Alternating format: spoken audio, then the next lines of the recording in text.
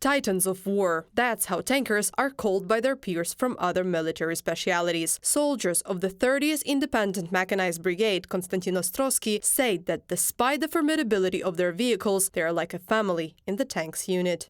We are tankers. We live like a family, like ants. We are few in the organizational structure, but we perform many tasks, mobilize quickly and get the job done. And we live in a tight circle. We are a family.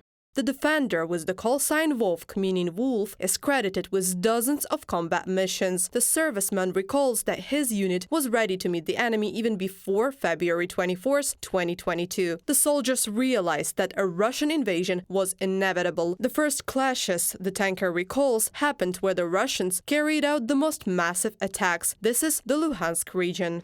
Everything started very quickly and very strongly. If you were driving a tank or standing somewhere in the positions, there were flashes or shells, artillery, airplanes and helicopters flying from all the sides, from the left and from the right. It felt like it was the sweep. There was fighting everywhere. During active combat operations, first and foremost the servicemen think about are local residents who have not evacuated and have become hostages in the epicenter of hostilities. This makes it impossible to conduct a full-fledged battle to liberate Ukrainian territories. There have been enough such stories for a year and a half of the full-scale Russian war, tankers say.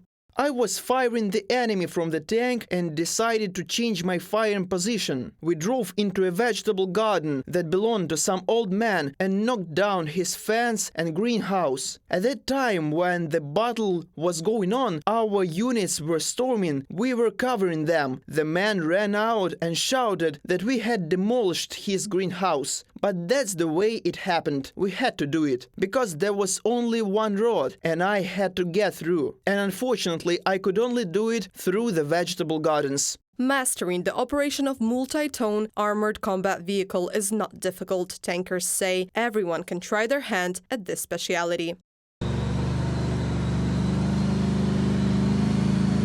The guys debunk the myth that only soldiers of short stature are suitable for the tank speciality. Everyone can become a tanker, even a full-figured man. I've got a man who's 190 centimeters in my unit. So physical qualities do not matter. What about the psychological ones? Psychological qualities have to be like everywhere else, like for infantry or artillerymen. The only thing is, if you talk to infantry, they say that they wouldn't go in a tank because it's the first target, and many are afraid to burn up inside it. And the tanker says, I wouldn't want to be an infantryman to run in the fields. The tanker will say, I'm cavalryman. I have my own horse, I can take it and go. It often happens that tankers are forced to get as close as possible to enemy positions during battles while covering infantry. Therefore, their crews become the #1 target on the battlefield.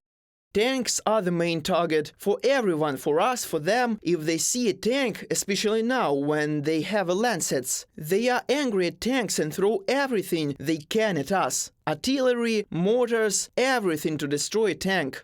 Tankers of the 30th Independent Mechanized Brigade are currently serving at the Bakhmut bridgehead. They say despite the difficulties they encounter during combat operations, they have something to wish their fellow soldiers on the professional holiday. What would you wish your fellow soldiers at the professional day? Victories and track strength. What do you mean by track strengths? Tankers know.